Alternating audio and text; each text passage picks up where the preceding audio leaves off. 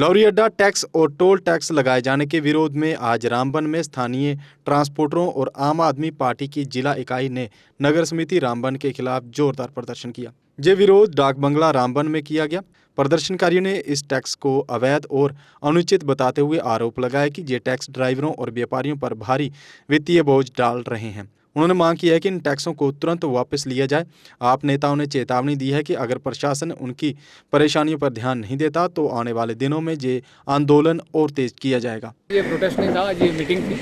Protest होने वाला है। फिलहाल आप जानते हैं कि आपने शायद कवरिंग भी की होगी कि डी साहब ने नाइजुल्ला साहब को भेजा हुआ था। एक रेजोल्यूशन था, मेरा जो ड्राइवर हैं इलाके के, यहाँ इलाके के लोग हैं, तमाम डिस्ट्रिक्ट रामबन के लोगों की बात करूँ, सफ़र कर रहे हैं। कोई टोल प्लाजा के, आप जानते हैं बनिहाल का भी टोल प्लाजा है, नाशरी का भी है, और यहाँ पर म्यूनसिपलिटी के लोग इलाके के लोगों को लूट खसूट कर रहे हैं। ये चीज़ें कतई बर्दाश्त नहीं की जाएंगी। और मैं फ़िलहाल एक आंदोलन से पार्टी से जुड़ा हुआ इंसान हूँ। 2011 में एक आंदोलन शुरू हुआ था दिल्ली में, और आप जानते हैं कि उस आंदोलन से हम लोग निकल के आए हैं। फिलहाल ये आवाम की आवाज़ है, गरीब की आवाज़ है। इंशाल्लाह इसको हम लड़ाई लड़ेंगे। फिलहाल आम आदमी पार्टी डिस्ट्रिक्ट प्रेसिडेंट रामबन, तो आज हमारे जो थे संगलदान, गोल, दाड़म के यूथ के ओहदेदार और वॉलंटियर्स पार्टी के आए हुए थे यहाँ पे, और ट्रेड यूनियन जो हमारी ड्राइवर यूनियन है उनके अध्यक्ष भी आए हुए थे।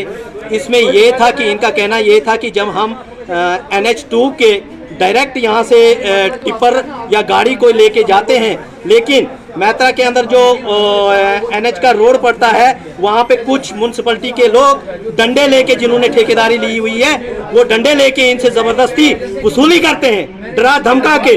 लेकिन जबकि ऑनेबल हमारे स्टेट प्रेसिडेंट साहब ने भी ये बात उठाई थी कि डोडा में भी ऐसा हो रहा था। फिर एक गवर्नमेंट ने आर्डर निकाला था कि अगर कोई भी ड्राइवर भाई, कोई भी वो अगर म्यूनसिपलिटी के स्ट्रक्चर को, किसी चीज को यूज करता है तो उससे वो टैक्स वसूल किया जाए। अगर वो नहीं उधर रुकता है, सवारियां नहीं चढ़ाता है, बाथरूम नहीं जाता है, पानी नहीं पीता है, वहां से वहां की कुछ चीज को इस्तेमाल नहीं करता है म्यूनसिपलिटी को, तो उससे कोई टैक्स नहीं लिया जाए। लेकिन यहाँ पे पिछले कई सालों से ये गुंडागर्दी चल रही है। यहाँ से डायरेक्ट जो गाड़ी सवारियां भर के जाती है संगलदान तो जम्मू, उससे डरा धमका के इनसे जबरदस्ती वसूली की जाती है ड्राइवर भाइयों से। और कुछ टिप्पर वालों का भी ये कहना है कि डंपर जब भर के यहाँ से जम्मू जाता है, वो डायरेक्ट यहाँ पे उनका कोई स्ट्रक्चर यूज नहीं करता है म्यूनसिपलिटी वालों का, उनसे भी पैसा लिया जाता है। और यहाँ पे कुछ और भी इशू के बारे में डिस्कस हुई। तो आज मेन हमारा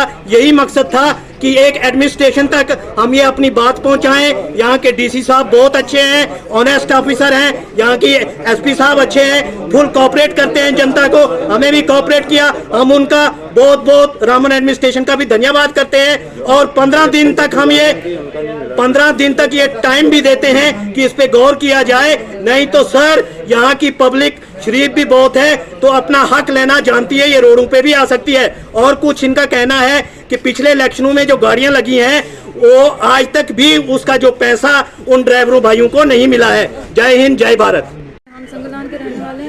मेरे पास भी 2-3 गाड़ी है। मेरे हस्बैंड की डेथ हो गई है, तो मैं एक औरत हूँ। ये बड़ी गाड़ियाँ सर्विस चलती हैं जम्मू, और ये रास्ते में रोक के वहाँ से पर्ची काटती हैं गाड़ियों की, क्योंकि वहाँ पे उन गाड़ियों को पर्ची नहीं पड़ती है। और मेरे ड्राइवर ने मना किया कि हम ये पर्ची नहीं देंगे, और वो वहाँ से आगे से उनको डराते धमकाते हैं। और जो ये रामबन के एजेंट बैठे हुए हैं, और वो कहते हैं कि आप एक काम करो, अगर यहाँ पे पर्ची नहीं दोगे तो आप कोई रोड दूसरा देख लो, या तो फिर कोई दूसरा फ्लाईओवर देख लो।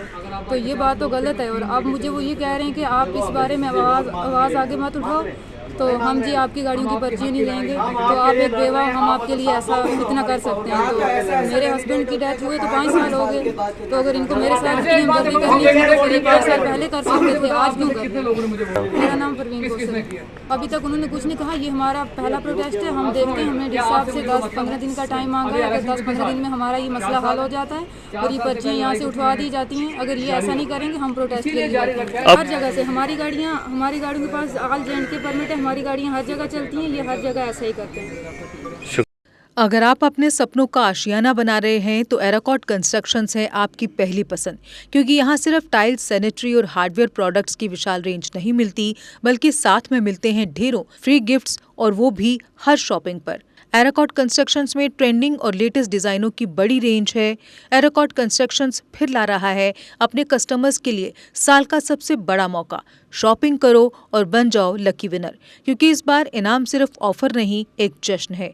और यही नहीं, इस बार आपको बिल्कुल नई Alto car, scooties, 10 smart mobile phone सहित अन्य शानदार इनाम जीतने का मौका भी मिल रहा है। तो देर किस बात की, आज ही आए एराकॉट कंस्ट्रक्शंस, जहां घर का सपना भी पूरा होता है और शॉपिंग बनती है फायदेमंद।